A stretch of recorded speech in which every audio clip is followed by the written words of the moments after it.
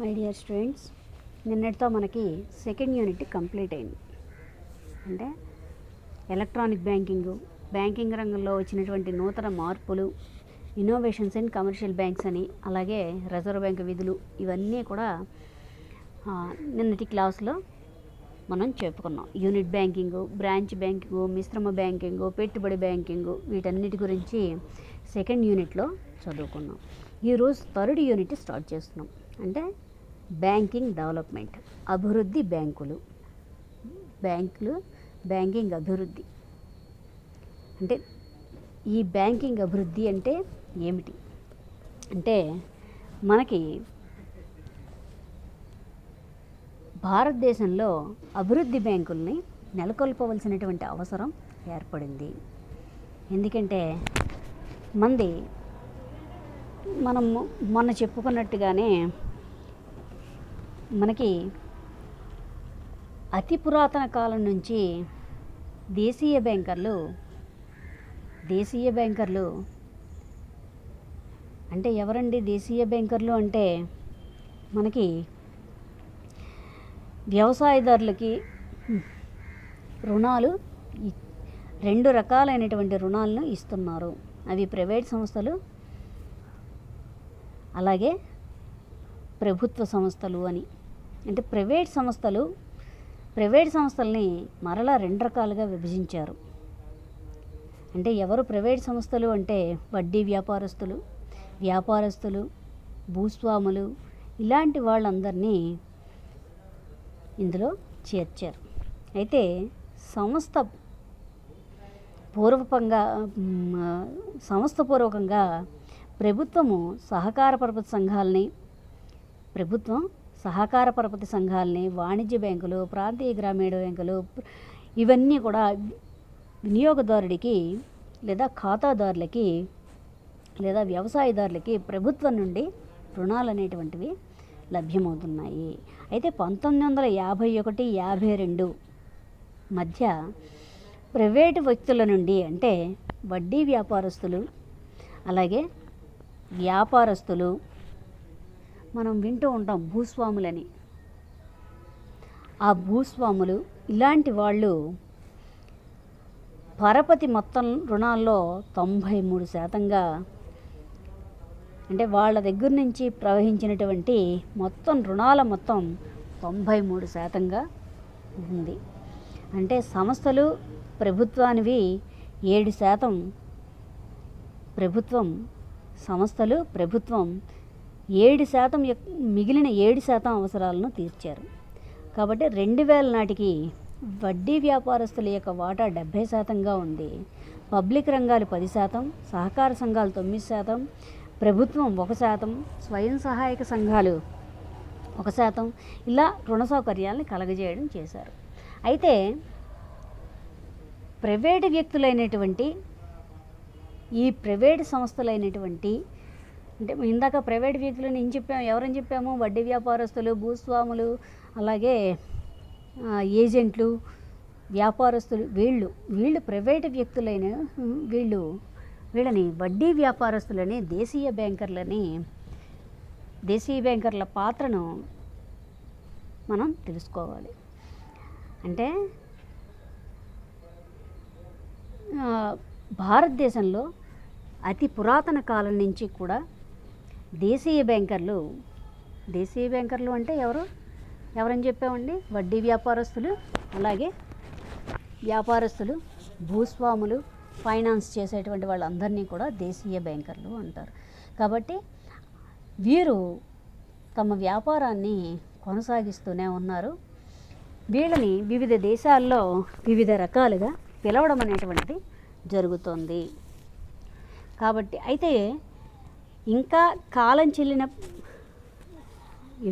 ఇన్ని బ్యాంకులు అభివృద్ధి చెందినప్పటికీ, ఇన్ని బ్యాంకులు ఏర్పడినప్పటికీ, ఇంకా చాలా ప్రాంతాల్లో ఈ పాత పద్ధతులనే అవలంబించడం అనేటువంటిది చేస్తున్నారు.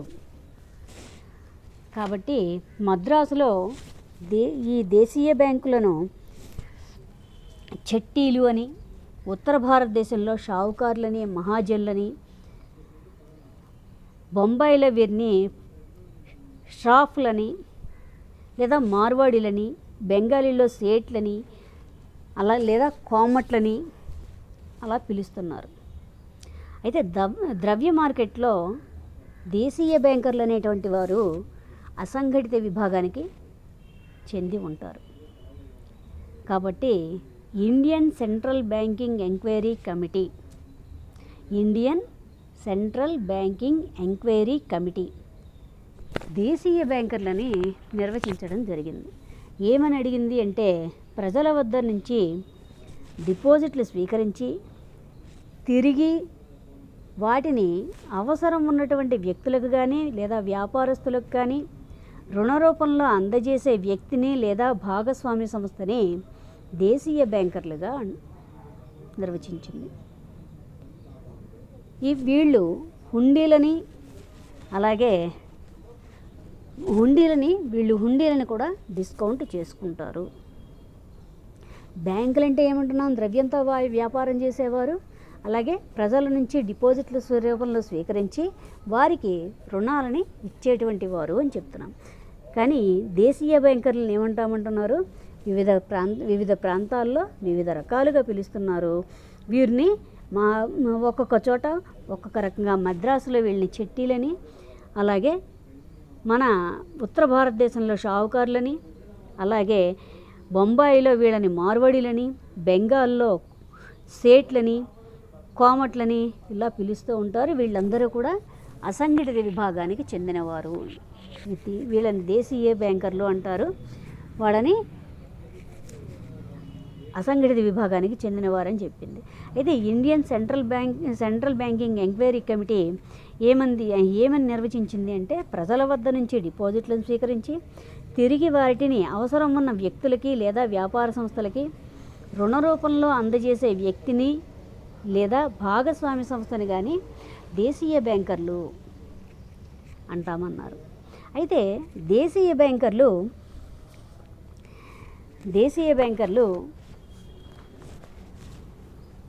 అయితే భారతదేశంలో బ్యాంకింగ్ వ్యవస్థని 2 రకాలుగా విభజన చేశారు. ఒకటి సంఘటిత బ్యాంకింగ్ వ్యవస్థ, 2 అసంఘటిత బ్యాంకింగ్ వ్యవస్థ. సంఘటిత విభాగము అంటే వాణిజ్య బ్యాంకులు, విదేశీ మారక బ్యాంకులు, ఇవన్నీ ఈ సంఘటిత బ్యాంకింగ్ వ్యవస్థలోకి వస్తాయి. ఇంకా దేశీయ బ్యాంకర్లు, వడ్డీ వ్యాపారస్తులు వీళ్ళందరూ అసంఘటిత విభాగంలోకి వస్తారు. ఈ 2 రకాలైనటువంటి బ్యాంకింగ్ వ్యవస్థలకు కొన్ని విషయాల్లో పోలికలు అనేటువంటివి ఉన్నాయి. ఈ 2 అనుసరించేటువంటి విధానాలు, ఆచార వ్యవహారాలు మాత్రం ఎక్కువ తేడా అనేటువంటిది ఉంది. కాబట్టి వడ్డీ వ్యాపారస్తులకి దేశీయ బ్యాంకర్లు అంటే ఎవరంటున్నాము, వడ్డీ వ్యాపారస్తులు దేశీయ బ్యాంకర్లు అంటున్నాం. కాబట్టి దేశీయ బ్యాంకర్లకి వడ్డీ వ్యాపారస్తులకి తేడా ఏమిటి? కొంచెం తేడా ఉంది. వడ్డీ వ్యాపారస్తులు కేవలం వడ్డీ వ్యాపారం మాత్రమే చేస్తారు. అంటే దేశీయ బ్యాంకర్లు అనేటువంటి వాళ్ళు ఏదో మామూలుగా వాళ్ళ వృత్తిని కొనసాగిస్తూ రెండో వైపు ఇటువంటి వడ్డీ వ్యాపారాన్ని చేస్తూ ఉంటారు. అందుకే వాళ్ళని దేశీయ బ్యాంకర్లు అన్నారు. ఇంకా వడ్డీ వ్యాపారస్తులు ఎక్కువగా వ్యవసాయ కార్యకలాపాలకు అప్పిస్తారు. వడ్డీ వ్యాపారస్తులు అనేటువంటి వాళ్ళు ఎక్కువగా వ్యవసాయ కార్యకలాపాలకు అప్పిస్తారు. దేశీయ బ్యాంకర్లు అటు వ్యాపారస్తులకు, వర్తకానికి, పరిశ్రమలకు, అన్ని రంగాలకి రుణాలని ఇస్తారు. ఇంకా వడ్డీ వ్యాపారస్తులు, దేశీయ బ్యాంకర్లు ఇద్దరు కూడా తాకట్టు పెట్టుకుని, తాకట్టు లేకుండానూ కూడా అప్పులు ఇస్తారు. అయితే దేశీయ బ్యాంకర్లు ఎక్కువగా వస్తువులను తాకట్టు పెట్టుకునే అప్పులు ఇస్తారు. ఇంకా దేశీయ బ్యాంకర్లు సామాన్యంగా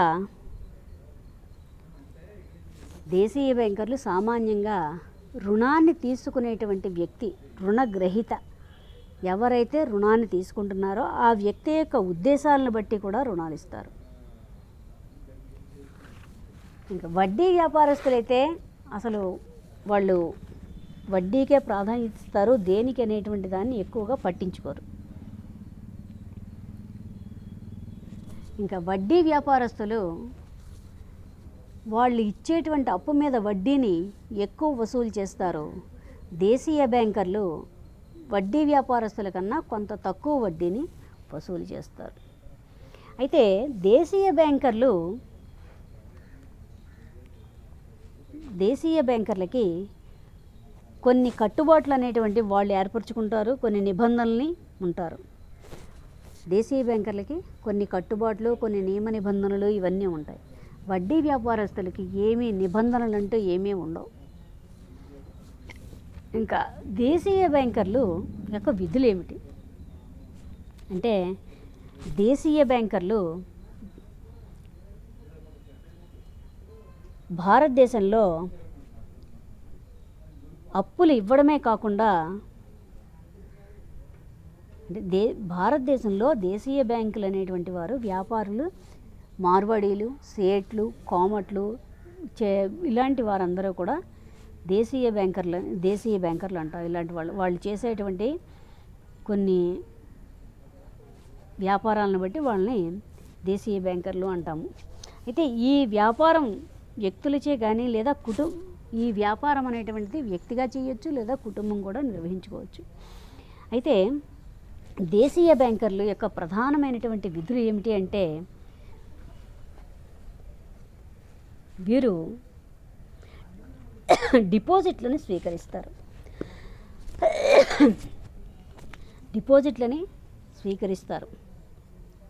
అంటే దేశీయ బ్యాంకర్లు అప్పు తీసుకున్న వ్యక్తుల కార్యకలాపాలపై దృష్టిని దేశీయ బ్యాంకర్లు అప్పు ఏ వ్యక్తి అయితే తీసుకున్నాడో ఆ వ్యక్తి యొక్క కార్యకలాపాలపై దృష్టిని పెడతారు. ఇంకా రెండవది, దేశీయ బ్యాంకర్లు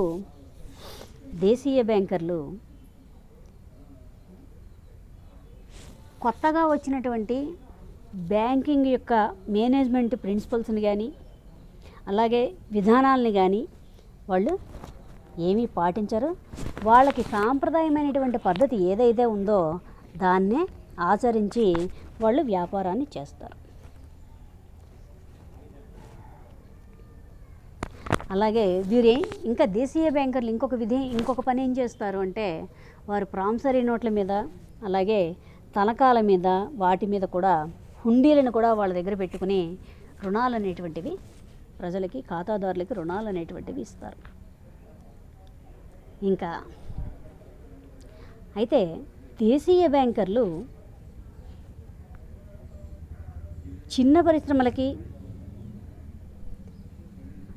అలాగే చిన్న వ్యాపారస్తులకి వీళ్ళు సహాయం చేస్తూ ఉంటారు. అంతేకాకుండా వీళ్ళు వ్యవసాయదారులకి, గ్రామాల్లో ఉండేటువంటి వడ్డీ వ్యాపారస్తుల ద్వారా కూడా వీళ్ళు రుణాలని ఇప్పిస్తారు. ఇంకా దేశీయ బ్యాంకర్లు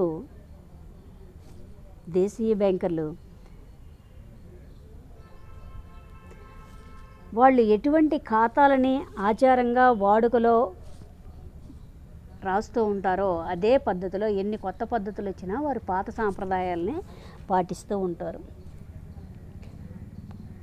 అయితే వీరు ఎక్కువగా పట్టణ ప్రాంతాల్లోనే ఉంటారు.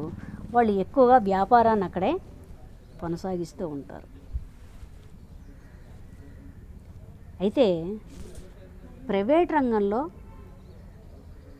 రంగం ఫైనాన్స్ కమిటీ ప్రకారం దేశీయ వ్యాపారానికి 76% దేశీయ బ్యాంకర్లే, వీరే 76% దేశీయ బ్యాంకర్లే ఆర్థిక సహాయాన్ని ఇస్తున్నారు. అయితే మనకి ఇన్ని వాణిజ్య బ్యాంకులు, ఇన్ని సహకార బ్యాంకులు వస్తున్నప్పటికీ భారతీయ ద్రవ్య మార్కెట్ అంటే ఏమిటంటే వెంటనే నగదులోకి మార్చుకునేటువంటి అవకాశం ఉన్నటువంటి మార్కెట్ని ద్రవ్య మార్కెట్ అంటాం. ప్రధాన పాత్ర వీళ్ళు పోషిస్తున్నారు. ఇది ఎవరు? దేశీయ బ్యాంకర్లు ప్రధానమైనటువంటి పాత్రని పోషిస్తున్నారు. అర్థమవుతుందండి. ఇంకా అయితే ఇన్ని వీళ్ళు చేస్తున్నప్పటికీ ఈ దేశీయ బ్యాంకర్లకు చాలా ప్రాచుర్యాన్ని పొందారు. ఎందుకంటే దేశీయ బ్యాంకర్లు భారతీయ ద్రవ్య మార్కెట్లో ఒక ముఖ్యమైనటువంటి స్థానాన్ని వాళ్ళు ఆక్రమించుకుని ఉన్నారు. అందువల్ల వాళ్ళు భారతదేశంలో ముఖ్యంగా జాయింట్ స్టాక్ కంపెనీలు దేశీయ వర్తకం చేయడానికి వీళ్ళు రుణాలు ఇస్తున్నారు. ఎక్కడైతే జాయింట్ స్టాక్ బ్యాంకులు తమ సేవలని విస్తరించలేదో అక్కడ దేశీయ బ్యాంకర్లు వాళ్ళ యొక్క వ్యాపారాన్ని అభివృద్ధి చేసుకుని ప్రముఖమైనటువంటి స్థానాన్ని కలిగి ఉన్నాయి. కాబట్టి దేశీయ బ్యాంకర్లు చాలా త్వరగా పరపతి సౌకర్యాలని అందజేస్తారు. అందువల్ల వాళ్ళు తమ ఖాతాదారులతో మంచి సంబంధాలు ఏర్పరచుకుంటారు. వారికి అవసరం వచ్చినప్పుడు ఆర్థిక అవసరాలు తీరుస్తూ ఉంటారు. వీటి వల్ల దేశీయ బ్యాంకర్లు బహుళ ప్రాచుర్యాన్ని పొందారు. అంతేకాకుండా వీళ్లకు అయితే దేశీయ బ్యాంకర్లో కొన్ని లోపాలు కూడా ఉన్నాయి. ఇంత ప్రజలకి భారతదేశం అభివృద్ధి చెందడానికి రుణాలు బ్యాంకులు లేని చోట వీళ్ళు ఇన్ని చేస్తున్నప్పటికీ కొన్ని లోపాలు కూడా ఉన్నాయి. ఏమిటా లోపాలు అంటే, వాణిజ్య బ్యాంకులు దేశీయ బ్యాంకర్లు ప్రైవేటు వర్తకులు వారి యొక్క కార్యకలాపాలతో బ్యాంకింగ్ వ్యాపారాన్ని ముడిపెట్టి, బ్యాంకింగ్ వ్యాపారం అంటే ద్రవ్యంతో చేసేటువంటి వ్యాపారాలు, డబ్బుని మార్పులు చేర్పులు చేసే కార్యకలాపాలని బ్యాంకింగ్ వ్యాపారం ముడిపెట్టింది. ఈ రెండు కార్యకలాపాలకి అంటే ప్రైవేటు వర్తకులు కార్యకలాపాలు, ఈ రెండు కార్యకలాపాలకి ప్రత్యేకమైనటువంటి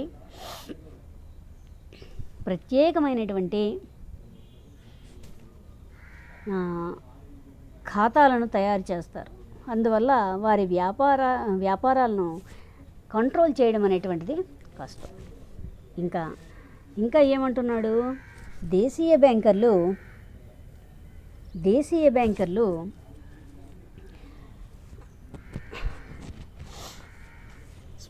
అంచనా వ్యాపారం, ఎందుకంటే బ్యాంకింగ్ వ్యాపారంతో పాటు వీళ్ళు అంచనా వ్యాపారాన్ని, స్పెక్యులేటివ్ ఇతర వ్యాపారాలని వీళ్ళు చేస్తూ ఉంటారు.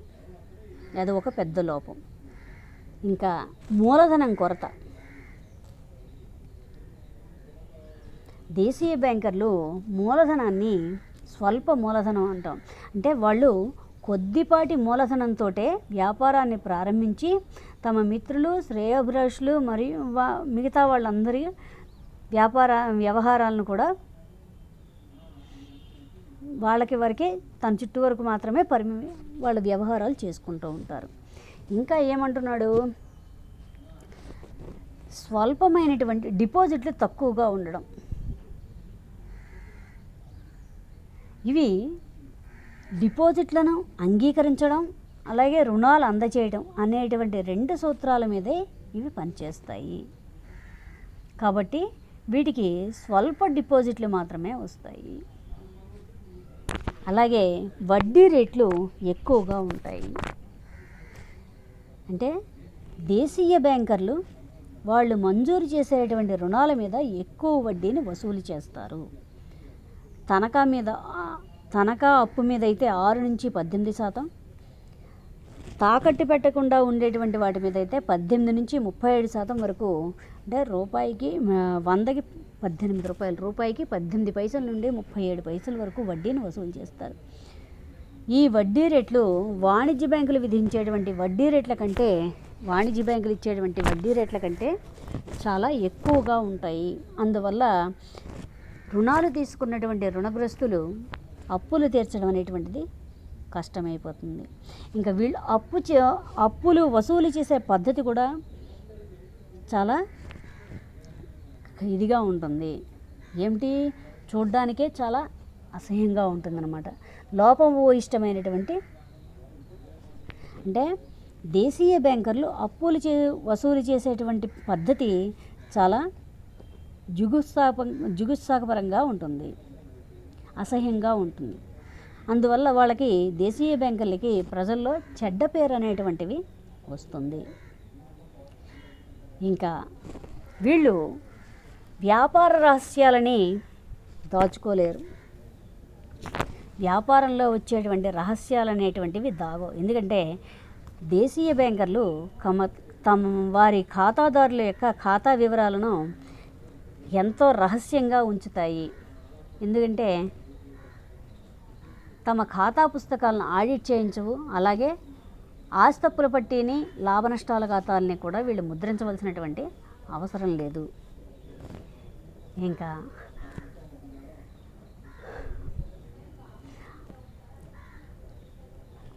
అనవసరమైనటువంటి వాటికి వీళ్ళు రుణాలను కూడా ఇస్తారు.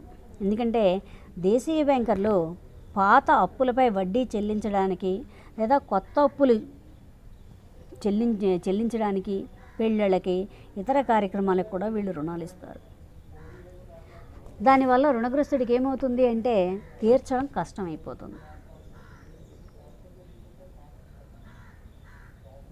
ఇది మనకి దేశీయ బ్యాంకర్లు వడ్డీ వ్యాపారస్తుల వల్ల ఉండేటువంటి వాళ్ళ పనితీరు, వాళ్ళల్లో ఉండేటువంటి లోపాలు.